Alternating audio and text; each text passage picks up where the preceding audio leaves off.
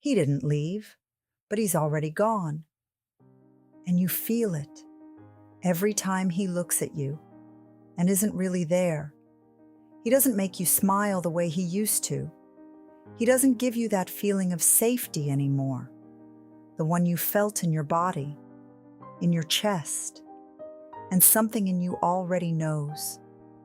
But you keep explaining it away. He's just going through something. He's stressed. He needs time. Because believing that is easier than seeing what's actually happening. He is showing you. Men rarely say it directly. When they don't want to be there anymore, they show you. In the way they answer, in the space they create, in the presence that slowly disappears. And you, fully there, fully available, fully open, are missing every sign. This video is about what happens when you finally decide to see and let him go. And before anything else, you need to hear this. You didn't miss the signs because you were naive.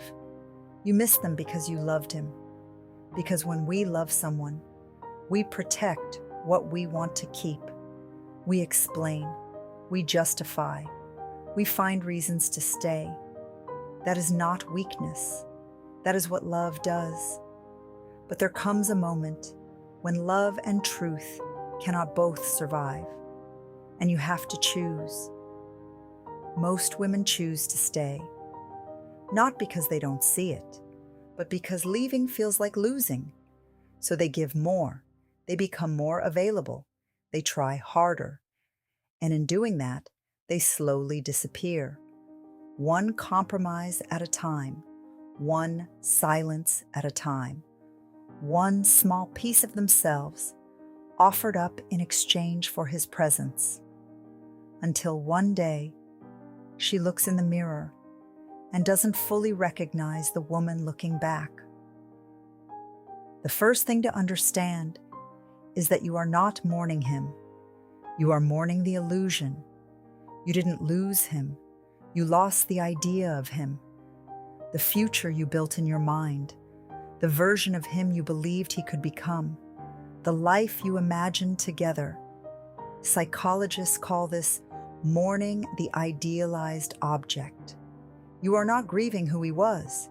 You are grieving who you believed he was. And that distinction is everything, because you cannot lose what was never really there. And there's more. The second thing is that he didn't leave because of you. He left because the connection became real, and real required more than he was ready to give. Some people disappear when intimacy gets too close, not because you were too much, but because you were too real. Your presence exposed something in him that he wasn't ready to face, so he created distance, not because you failed, but because he couldn't sustain what you were asking him to become. And if something in you is starting to shift, stay with it, because this is where it changes. The third thing is that what is leaving your life is making space. The person being removed was not meant to reach the top with you, could not love you the way you deserve, was not built for the life you are moving toward. So let them go. Not with anger, not with resentment, with quiet understanding. That redirection is not rejection. It is protection. And this is the part most people never talk about. The fourth thing is that the pain is an invitation not to suffer, to see.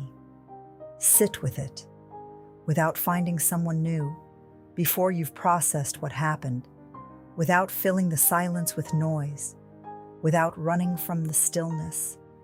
Because in that stillness, you will find what you've been avoiding, the parts of yourself you abandoned while trying to hold on to him, the version of you that existed before you made yourself smaller, before you silenced yourself, before you adjusted who you were just to keep someone close. That version is still there, waiting. And the fifth thing is the one that changes everything. Let him lose you.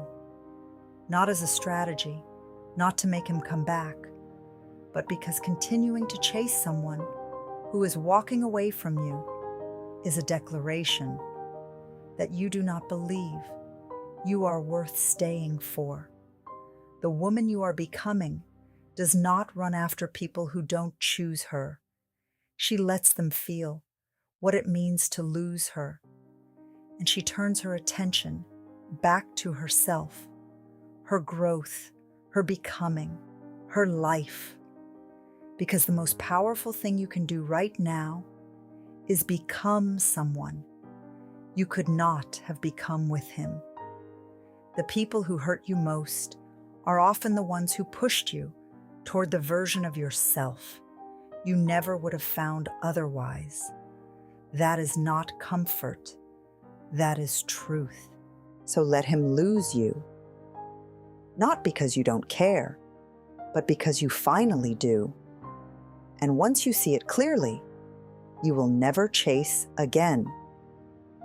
If something in this shifted something in you, subscribe, because in the next video, we go even deeper.